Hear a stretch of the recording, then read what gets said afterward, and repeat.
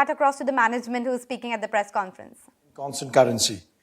Our digital business grew at 25.6%, now being 62.9% of our overall revenue. And our core services grew as well at 1.9%.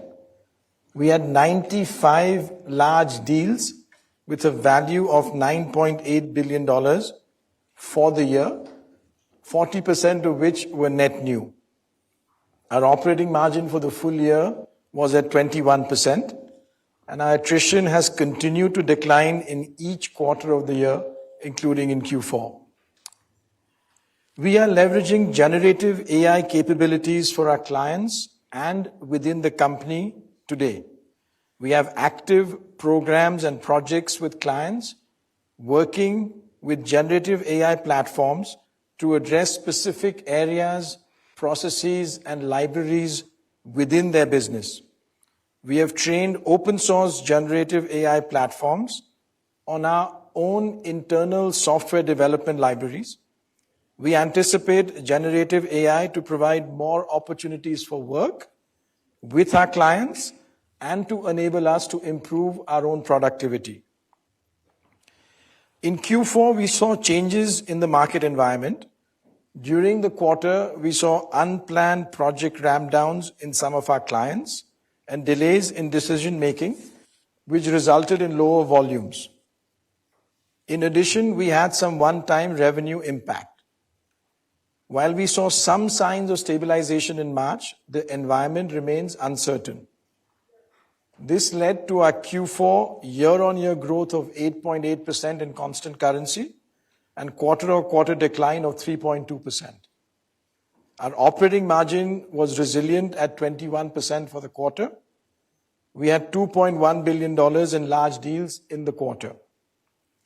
Our pipeline of large deals is extremely strong. Several of these are mega deals, and several of them are opportunities for cost and efficiency programs within clients and consolidation opportunities. Based on our sustained momentum in the financial year 23, the strong pipeline of opportunities, especially the ones in cost efficiency and consolidation, while also keeping in mind the uncertain environment, our revenue growth guidance for this financial year is 4% to 7% in constant currency. Our operating margin guidance for the financial year is 20% to 22%. Let me start off with the market. Nilanjan will share a little bit about the margin and the other points we'll come back to as well. On what we saw in Q4, during the quarter, we saw some ramp downs which were unplanned, and these were across different sectors.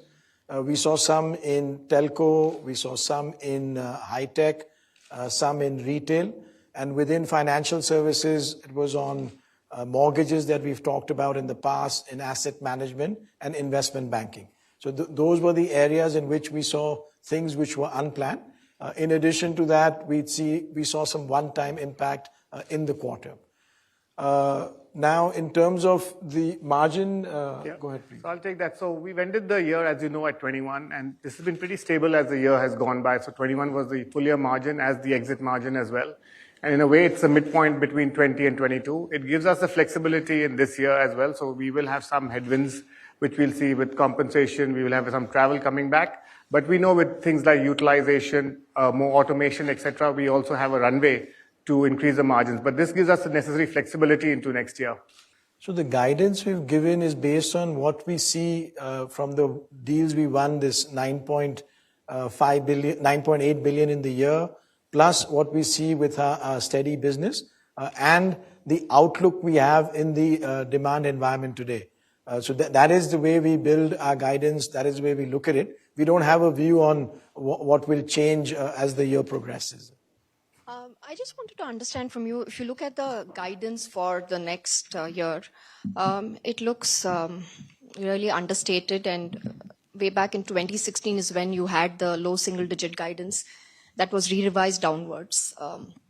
I just wanted to understand from you, where are the headwinds coming from? Is it largely in BFSI? Last quarter also you called out some sort of account headwinds. Can you please take us through that? Second, you said one-time impact. So is it largely related to ramp down or any other client-related issues? Can you please help us with that? So on the first, I'll address it. Nilanjan will come back on the second one. We saw during the quarter certain clients where we saw these ramp downs which were not planned, and they were across the telco sector, retail, high tech, and financial services, parts of which mainly focused on mortgages, asset management, and investment banking. So it was across those industries that we saw some of the constraints that came up. Yes, on the revenue one-timers, so most of the decline in revenue actually was from volume. And the impact of revenue one-timers is a combination of cancellations, actually, exactly what you said. So the combination of cancellations and also some specific, client issues. So it's a combination of that, but most of the decline actually has been from volume.